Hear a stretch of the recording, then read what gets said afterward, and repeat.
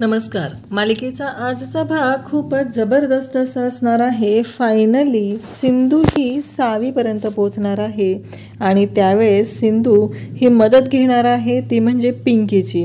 आता पिंकीची मदत कशासाठी घेणार आहे तर पिंकी ही सिंधूच्या जागी तिथे ग्रहमक पूजेला बसणार आहे आणि सिंधू ही 6वीला शोधण्यासाठी बाहेर पडणार आहे. म्हणजे 6वी ही आता शकुंतलाच्या तावडीत आहे. म्हणजे शकुंतलाचं जे गोडाऊन आहे तिकडे 6वी आहे ही गोष्ट सिंधूला समजलेली आहे आणि त्यामुळं सिंधूने ठरवलेलं आहे की आपण आता 6वीपर्यंत पोहोचायचं आणि त्यासाठी तिने गेलेली आहे.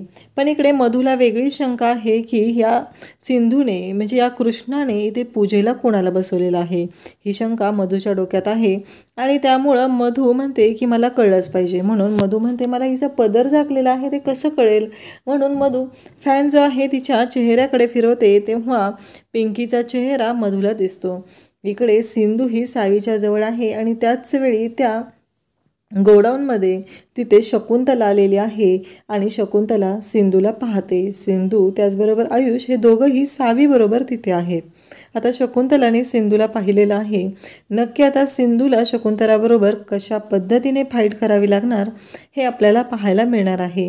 सिंधू आता 6वीपर्यंत कशी पोहोचली आणि तिथे गेल्यानंतर आयुषला तिने काय सांगितलेलं आहे या सगळ्या गोष्टी आपल्याला या व्हिडिओमध्ये पाहायला मिळतील. तर त्यासाठी हा व्हिडिओ शेवटपर्यंत पहा. त्याचबरोबर अशा सिरियलच्या अपडेटसाठी चॅनलला सबस्क्राईब करा.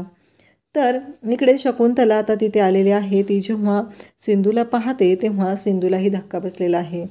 इकडे शकुंतला आणि मधूचं फोनवरती बोलणं सुरू आहे. शकुंतला आणि मधू दोघीजणी बोलत आहेत. तर शकुंतला मात्र म्हणत आहे की काहीही झालं तरी मला आता कोणतीही रिस्क घ्यायची नाही. एकतर निवडणुका जवळ येत आहेत आणि जर मी या सगळ्यामध्ये अडकले तर माझ्या तिकिटाबद्दल प्रॉब्लेम होईल. त्यामुळं मला आमदार व्हायचं आहे आणि आता मी सगळे पुरावे नष्ट करणार आहे. हे जेव्हा शकुंतला बोलते तेव्हा मात्र इकडे सिंधूला खूप मोठा धक्का बसतो. कारण आता शकुंतलाच्या तावडीतनं काहीही करून आपल्या 6वीला सोडवलंच पाहिजे एवढीच गोष्ट सिंधूकडे असते आणि सिंधू ठरवते काहीही झालं तरी मी या शकुंतलाला सोडणार नाही. आणि मग सिंधू मधूकडे येते. मधू म्हणते तू इथे तू का आलेली आहेस. तेव्हा सिंधू म्हणते नाही आपल्या डीलची जी आठवण करून द्यायची आहे ना तुला त्यासाठी मी इथं आलेली आहे. नाही तुझ्या लक्षात आहे ना का विसरलीस तू. असं सिंधू स्पष्टपणे इकडे मधूला बोलत असते. तेव्हा मधू म्हणते हो आठवण आहे मला. तेव्हा सिंधू म्हणते एक गोष्ट लक्षात ठेवायची काही झालं तरी लग्नाच्या आधी मला ती 6वी ती छोकरी आहे ना ती मिळाली पाहिजे. नाही तर मी काय करू शकते ना चांगलंच माहिती आहे तुला असं ती बोलत असते. त्यावेळेस सिंधूला मधू म्हणते की काळजी करू नकोस मिळणार आहे ती तुला माहिती आहे ना मी देणार आहे तिला तुझ्याकडे आणून असं ती बोलत असते. तेव्हा सिंधूचं असं म्हणणं असतं की नाही काहीही झालं तरी माझ्या गोदामावशीला ती छोकरी मिळाली पाहिजे तरच मी हे सगळं मान्य करेल. तेव्हा मधू म्हणते की काळजी करू नको तुला मिळणार आहे म्हणजे मिळणार आहे मी सांगते ना तुला असं मधू बोलत असते. आणि त्यावरती मधूला ती सांगते की जर ती छोकरी तू गोदामावशीच्या ताब्यात दिली नाहीस तर एक गोष्ट लक्षात ठेव मी त्या लंबूसोबत लग्न करेल मग काय करणार तू विचार कर. अशी धमकी आता सिंधूने मधूला दिलेली आहे आणि इकडे मधूला टेन्शन आलेलं आहे. मधूला कळतच नाही आहे की मी काय करू नक्की. या शकुंतलाच्या तावडीतून काहीही झालं तरी मला आता लवकरात लवकर शकुंतलाच्या तावडीतून माझ्या 6वीला सोडवलंच पाहिजे असं मधू बोलत असते. कारण का इकडे मधूने तिला सांगितलेलं असतं की काही झालं तरी तिला काही होता कामा नये. पण मधूला पण आता टेन्शन आलेलं आहे की शकुंतलाने 6वीला संपवायचं ठरवलेलं आहे. त्यामुळं मधू ही टेन्शनमध्ये आहे. त्यानंतर आपल्याला पाहायला मिळतं सिंधू रूममध्ये येते आणि गोदामावशी तिला विचारते कुठं चाललीस तू कृष्णे. तेव्हा सिंधू म्हणते मी 6वीकडे चालली कारण त्या शकुंतलाच्या घरी 6वी आहे हे मला कळलेलं आहे. त्यावेळेस लगेचच कृष्णाला इकडे लगेचच सांगू लागते गोदा की तू तिकडे जायची काही गरज नाही आहे. तुला माहिती आहे ना राजश्री ताईंनी काय सांगितलं आहे तू आता घराच्या बाहेर नाही पडू शकत. अगं तुला हळद लागलेली आहे माहिती आहे ना. तेव्हा सिंधू म्हणते की तुला नाही माहिती आत्ता मला 6वीपर्यंत पोहोचणं गरजेचं आहे नाहीतर 6वीच्या जीवाला धोका होऊ शकतो. काही झालं तरी मला 6वीपर्यंत पोहोचावं लागणारच आहे हे ती सांगत असते. त्याचबरोबर तिचं असं म्हणणं असतं की काही झालं तरी माझ्यासाठी 6वी महत्त्वाची आहे आणि मी 6वीपर्यंत पोहोचणारच आहे असं तिचं म्हणणं असतं. आणि त्याचवेळी आपल्याला पाहायला मिळतं की इकडे विधी सुरू झालेले असतात. राघव पूजेला बसलेला असतो आणि त्याचबरोबर राघव तिथे पूजेला बसल्यानंतर पूजा संपन्न होते आणि आता नवऱ्या मुलाची पूजा झालेली असते. तर आता नवरी मुलीला पूजेसाठी बोलवायचं असतं आणि नवरी मुलगी पूजेसाठी येणं गरजेचं आहे असं सांगत असतात. तेव्हा गोदाला राजश्री विचारते, अगं कुठे आहे सिंधू, कुठे आहे, तिचं झालं का आवरून? त्यावरती गोदा म्हणते, हो ती आवरते असं गोदा सांगते. कारण गोदाला हे सगळं आता मॅनेज करायचं असतं आणि या सगळ्या प्रश्नांची उत्तरं द्यायची असतात. ही गोष्ट गोदासाठीही तेवढीच अवघड असते. इकडं सिंधू आता सावीला शोधायला पोचलेली असते आणि काहीही झालं तरी आता या सगळ्यामधून तिला सावीला सुखरूप बाहेर काढायचं असतं आणि त्यासाठी सिंधूचे सगळे प्रयत्न सुरू असतात. काही झालं तरी सिंधूचं असं म्हणणं असतं की मी सावीला काही होऊ देणार नाही. आणि इकडे गोदा मावशीने पण आता खूप मोठी खिंड लढवण्याचं ठरवलेलं आहे. कारण इथे कृष्णा नाही आहे, म्हणजे सिंधू नाही आहे, तर सिंधू नसतानाही इथल्या सगळ्या गोष्टी तिला मॅनेज करायच्या आहेत. या सगळ्या गोष्टी तिला हँडल करायच्या आहेत. हे सगळं गोदामावशीला करायचं असतं. गोदामावशी म्हणते की मी कृष्णाला घेऊन येते. त्यावेळेस गोदामावशीला आठवतं की आता पुढची कोणती गोष्ट करायची आहे, नक्की ती कशा पद्धतीने करायची आहे हे गोदामावशीला चांगलंच माहिती असतं. त्यानंतर आपल्याला पाहायला मिळतं की सिंधू ही आता शकुंतलाच्या घराच्या जवळ पोचलेली असते. पण तिथे खूपच टाईट सिक्युरिटी असते आणि त्या सगळ्यातून सिंधूला आता तिथे जायचं असतं. त्यामुळं सिंधू म्हणते की आता मला काहीतरी केलं पाहिजे. ह्याच मेन दरवाजानेच मला जावं लागणार आहे, दुसरा कोणताही मार्ग माझ्याकडे नाही. त्यामुळं काहीही झालं तरी मला आता सावीपर्यंत पोहोचायचं आहे.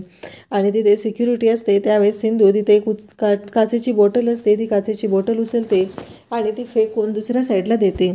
आणि त्यामुळं तिथं असलेली जी सिक्युरिटी आहे त्यांचं लक्ष दुसरीकडे जातं. आणि त्याचवेळी आता संधी साधून सिंधू आतमध्ये प्रवेश करते. काहीही झालं तरी तिला आज सावीला आपल्या ताब्यात घ्यायचं असतं. आणि इतके दिवस झाले मधु शकुंतलाने हे जे कांड केलेलं आहे त्याची त्यांना जन्माची अद्दल घडवायची असते.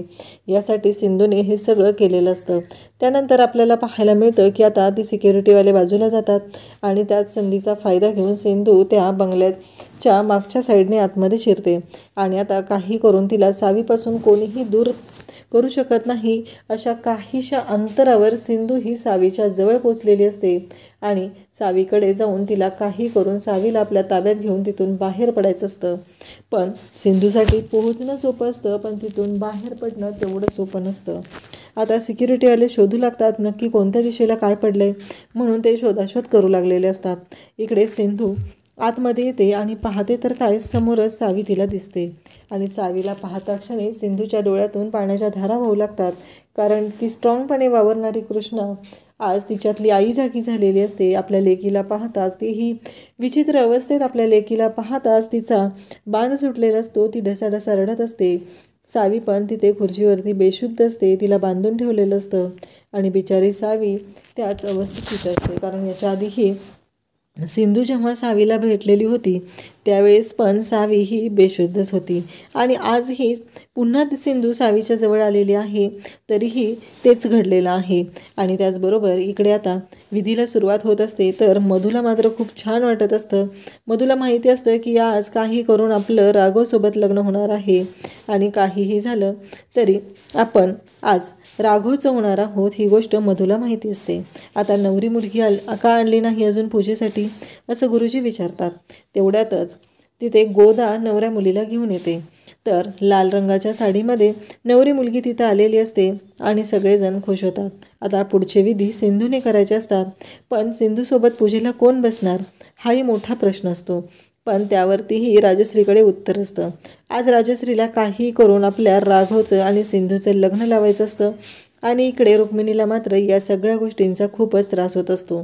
तिला अजिबात आवडत नसतं की ही कृष्णा ही जी चोर आहे ही आपल्या घरची सून होणार आहे. आणि त्याचवेळी गोदामावशीला आठवतं काहीही झालं तरी आज आपल्याला हे पूर्णच करायचं आहे असं सिंधूने ठरवलेलं असतं.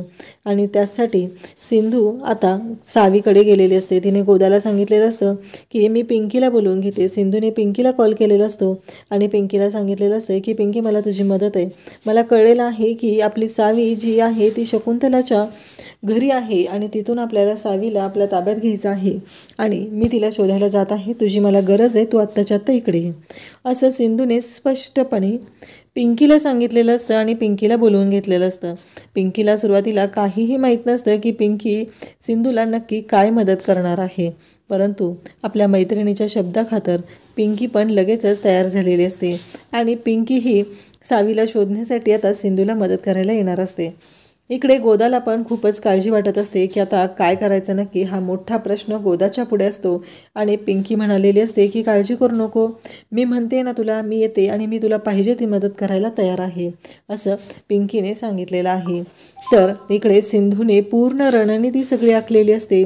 पुढे काय काय करायचं आहे या प्रत्येक गोष्टीचं तिनं प्लॅनिंग केलेलं असतं आणि त्याच पद्धतीने तिने गोदाला सगळ्या इन्स्ट्रक्शन दिलेले असतात. आणि त्या पद्धतीने आता तयार करून गोदा ही पिंकीला घेऊन तिथे पूजेसाठी आलेली असते. आणि मग पिंकीने डोक्यावरती पदर घेतलेला असतो, कारण तिचा चेहरा आता कोणी पाहू नये यासाठी हे सगळं चाललेलं असतं. तिथे राजश्रीला, रत्नाकरला, राघवला खूप आनंद झालेला असतो. आणि काहीही झालं तरी आज सिंधू आणि राघवचं लग्न होणार आहे या गोष्टीमुळे इकडे राजश्री पण तेवढीच खुश झालेली असते. मधू मात्र खूपच चिडलेली असते. तिला काही करून राघवशीच लग्न करायचं असतं. पण इकडे ऋतुजा म्हणते, मला एक कळत नाही आहे, नवरी मुलीच्या डोक्यावरती पदर का आहे. गोदा सांगते, ते आमच्या गुरुजींनी सांगितलेलं आहे, त्यामुळं आहे, कारण लग्नाचं पूर्ण कार्य होईपर्यंत तिच्या डोक्यावरती पदरच ठेवायचा आहे असं गुरुजींनी सांगितलेलं आहे, असं गोदा सांगते. तेव्हा ऋतुजा म्हणते की यांचे गुरुजी काहीतरी वेगळेच आहेत. तेव्हा गोदा म्हणते, कसं आहे माहिती आहे का, कारण इतक्या वेळा यांच्या लग्नामध्ये अडचणी आलेल्या आहेत, त्यामुळं गुरुजींचं असं म्हणणं आहे की आता कोणतीही विघ्न नको असतील तर तुम्हाला हे करावं लागेल. त्यामुळं लग्न होईपर्यंत त्या मुलीच्या डोक्यावरती पदरच असणार आहे असं गोदा सांगते. त्यावेळेस ऋतुजा म्हणते, यांचे गुरुजी पण वेगळेच आहेत ना. त्यावेळेस राजश्री म्हणते, माझ्यासाठी आत्ता राघव आणि सिंधूचं लग्न निर्विघ्नपणे होणं पूर्ण गरजेचं आहे. काहीही झालं तरी त्यांच्या लग्नामध्ये कोणताही अडथळा यायला नको असं राजश्री म्हणत असते. त्यामुळं गुरुजींनी जे सांगितले त्या पद्धतीने होणार आहे. आत्तापर्यंत त्यांच्या लग्नामध्ये भरपूर विघ्न आलेली होती, पण आता मला त्यांच्या लग्नामध्ये कोणतंच विघ्न नको आहे असं राजश्रीचं म्हणणं असतं. आणि राजश्री ते बोलूनही दाखवते. त्यानंतर आपल्याला पाहायला मिळतं, इकडे पिंकीने मात्र डोक्यावर पदर घेतलेला असतो आणि या सगळ्या प्रश्नांची उत्तरं आपली गोदा कशी देते हे मात्र ती पाहतच असते. इकडे पाहायला मिळतं की राजश्री म्हणते की गुरुजी आता विधीला सुरुवात करा. राजश्रीने गुरुजींना सांगितलेलं आहे आणि आता ग्रहमकाचे विधी सुरू होत आहेत. गुरुजी विधीला सुरुवात करत आहेत. त्यानंतर आपल्याला पाहायला मिळतं की सिंधू ही सावीच्या जवळ पोहोचलेली आहे. ती खूप इमोशनल झालेली आहे. ती म्हणत आहे की सावी बाळा उठ, तू बोल माझ्याशी, माझ्याकडे डोळे उघडून बघ, अगं तुझी आई आली आहे, तुझी आई आली आहे असं ती सावीला सांगत आहे. ती सावीला जागा करत आहे. सावीला ती घट्ट मिठी मारत आहे. ती रडत आहे. तिला खूप वाईट वाटत आहे की आपल्या सावीची अवस्था काय झालेली आहे, कारण सावी ही बेशुद्ध आहे आणि सिंधू सावीला पोटाशी घेऊन ढसाढसा रडत आहे. सिंधूला खूपच वाईट वाटत आहे की सावीच्या बाबतीत हे सगळं जे काय झालेलं आहे त्यामुळं सिंधू कासावीस झालेली आहे. आणि नेमकं त्याच वेळेस आयुष तिथे येतो आणि आयुष सिंधूला आणि सावीला एकत्र पाहतो. तेव्हा तो म्हणतो, सिंधू मामी इथे तुम्ही, सावी आणि तुम्ही इथे काय करताय. त्यावेळेस सिंधू म्हणते, कोण सिंधू, मी सिंधू नाही आहे.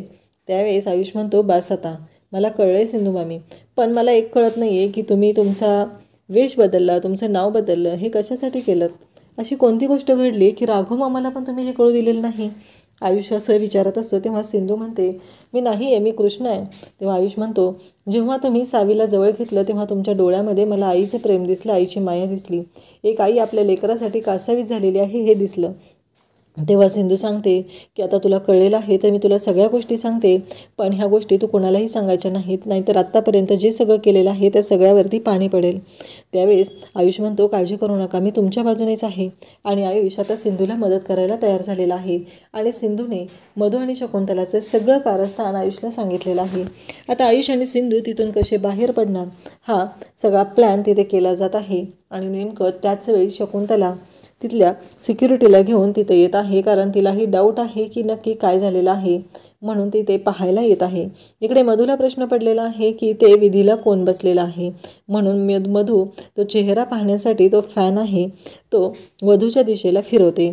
आणि इकडे शकुंतला आता रूममध्ये येते. आता शकुंतला आयुष आणि सिंधू या दोघांना एकत्र पाहिल का, हे आपल्याला पुढे पाहायला मिळेल. अशाच अपडेटसाठी चॅनलला सबस्क्राईब करा. थँक्यू.